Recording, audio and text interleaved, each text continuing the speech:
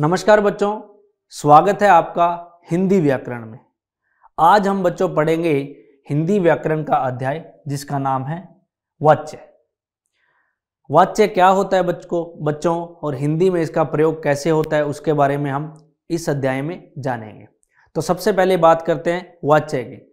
बच्चों मान लीजिए कि यदि मैं किसी एक वाक्य है बोलता हूं कि राम पत्र लिखता है। यहां पर बच्चों कर्ता है, जो वाक्य है यानी कि क्रिया है वो कर्ता पर आधारित है। क्या है? कर्ता पर, यानी क्रिया का संबंध किससे है? कर्ता से है, यानी कि राम पत्र लिखता है। इसी बच्चों वाक्य को अगर मैं यूं बोलूं कि पत्र राम द्वारा लिखा जाता है, तो यहां पर बच्चों जो क्रिया है उसका संबंध किससे हो जाएगा? कर्म से हो जाएगा। तो इसी पर ही आधारित है बच्चों वाच्य। आओ देखते हैं इसमें परिभाषा। क्रिया के जिस रूप से यह जाना जाए कि वाक्य में क्रिया का मुख्य संबंध कर्ता, यदि कर्ता से हो तो बच्चों वहां होगा कृतवाच्य, कर्म से हो तो वहां होगा कर्मवाच्य, और यदि भाव से है तो वहां क्या होगा? भाववाच्य। ध्यान रखिएगा, यानी कि वाक्य में यदि क्रिया का मुख्य संबंध, वाक्य में यदि क्रिया का मुख्य संबंध अगर वाक्य के कर्ता से यानी कि काम को करने वाले से है तो बच्चों वहां होगा कृतवाच्य, और यदि कर्म से है तो वहां हो गया कर्मवाच्य, और जहां भाव से होगा तो वहां होगा भाववाच्य। और इसी को ही बच्चों यहां पर यानी कि जहां यह जान लिया जाए और वही क्या होगा? वाच्य कहलाता है। वही क्या कहलाता है? वाच्य। तो परिभाषा क्या होगी इसकी कि क्रिया के जिस रूप से यह जाना जाए कि वाक्य में क्रिया का मुख्य संबंध कर्ता, कर्म या भाव से है तो वह क्या कहलाता है बच्चों? वाच्य कहलाता है। आगे बच्चों हम देखेंगे इसके भेद के बारे में। तो वाच्य के भेद, तो बच्चों वाच्य तीन प्रकार के होते हैं। जो कर्ता के, जहां पर क्रिया का संबंध कर्ता से हो वहां होगा बच्चों कर्तृवाच्य, और जहां पर क्रिया का संबंध वाक्य के कर्म पर आधारित हो या कर्म से संबंधित हो वहां होगा कर्मवाच्य, और जहां पर क्रिया का संबंध वाक्य के भाव से हो वहां हो गया बच्चों भाववाच्य। अब बच्चों सबसे पहले हम देखेंगे कर्तृवाच्य को। चलिए देखते हैं। तो बच्चों सबसे बात करेंगे हम कर्तृवाच्य की।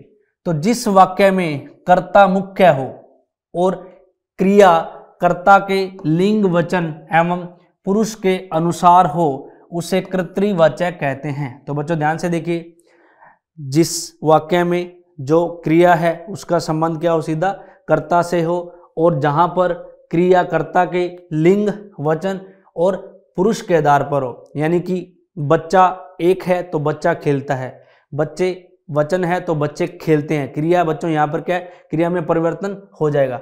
अगर बच्चों स्त्रीलिंग है, अगर मान लड़की तो लड़की खेलती है, तो यहाँ पर जो क्रिया शब्द खेलना उसमें परिवर्तन हो जाएगा। जैसे देखिए, लड़कियां बाजार जा रही हैं। क्या है? लड़कियां बाजार जा रही हैं। तो बच्चों यहाँ पर जो क्रिया शब्द है रही, उसमें क्या हो जाएगा? लड़कियों के अनुसार उसमें परिवर्तन हो जाएगा, और यहाँ पर जो क्रिया का संबंध है वो सीधा किससे है? लड़कियां, यानी कि काम को करने वाले से हैं। तो यहाँ पर कौन सा होगा? कर्तृवाच्य हो गया। मैं रामायण पढ़ रही हूँ। मैं रामायण पढ़ रही हूँ। तो बच्चों देखिए ध्यान से, यहाँ पर मैं रामायण पढ़ रही हूं, तो यहां पर जो पढ़ना क्रिया है उसका सीधा संबंध क्या है? कर्ता से है, यानी कि मुझसे। और आगे आप देख रहे हो कि जो यहां पर लिंग और वचन है वो बच्चों कर्ता के हिसाब से ही हो रहे हैं। यहां पर अगर स्त्रीलिंग है तो रही हूं है, और यहां पर यदि पुल्लिंग होता तो क्या होता? रहा हूं। ठीक है बच्चों, आगे देखते हैं। आगे है कुमकुम खाना खाकर सो गई। क्या है?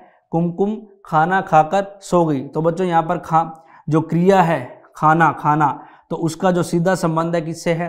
वाक्य के कर्ता से है। तो यहाँ भी क्या होगा? कर्तृवाच्य। तो इन वाक्यों में जा रही है, पढ़ रहा हूँ या पढ़ रही हूँ, और सो गई, ये सब क्या है? क्रियाएं कर्ता के अनुसार आई हैं, इसलिए यहाँ क्या होगा बच्चों? कर्तृवाच्य होगा। आगे देखते हैं अगला है बच्चों हमारे पास कर्मवाच्य। क्या है?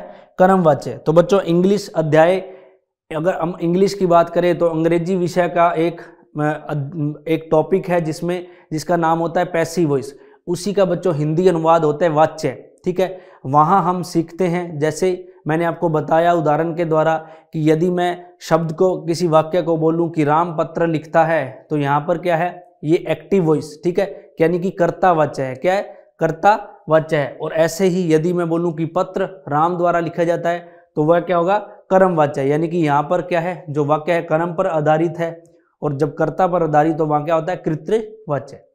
तो कर्म वाच्य में देखते हैं बच्चों कि जिस वाक्य में कर्म मुख्य हो तथा इसकी सकर्मक क्रिया के लिए लिंग वचन पुरुष कर्म के अनुसार हो, तो उसे कर्म वाच्य कहते हैं। तो बच्चों जहां पर क्रिया का संबंध एक तो किससे हो, कर्म से हो, और जहां पर लिंग वचन कर्म के अनुसार परिवर्तित हो, वहां क्या होंगे, कर्म वाच्य होंगे। बच्चों पीछे हमने पढ़ा था, वहां पर जो लिंग वचन है वो कर्ता, क्रिया के जो लिंग वचन है वो किसके अनुसार परिवर्तित हो रहे थे, कर्ता के अनुसार। लेकिन कर्म वाच्य में जो लिंग और वचन है वो परिवर्तन होंगे कर्म के अनुसार। जैसे आप देखो कि लड़कियों द्वारा बाजार जाया जा रहा है, लड़कियों द्वारा बाजार जाया जा रहा है, और मेरे द्वारा रामायण पढ़ी जा रही है।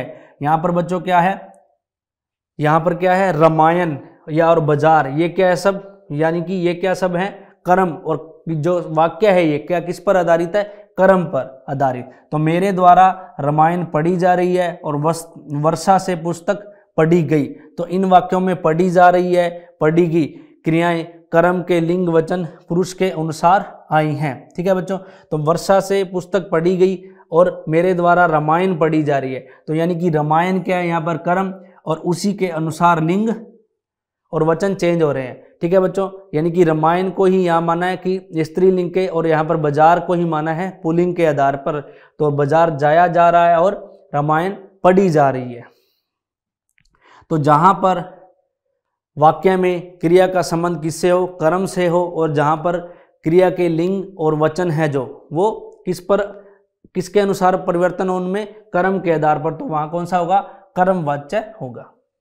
आगे देखते हैं बच्चों, आगे हमारे पास इसका अंतिम भाग भाववाच्य, क्या है, भाववाच्य।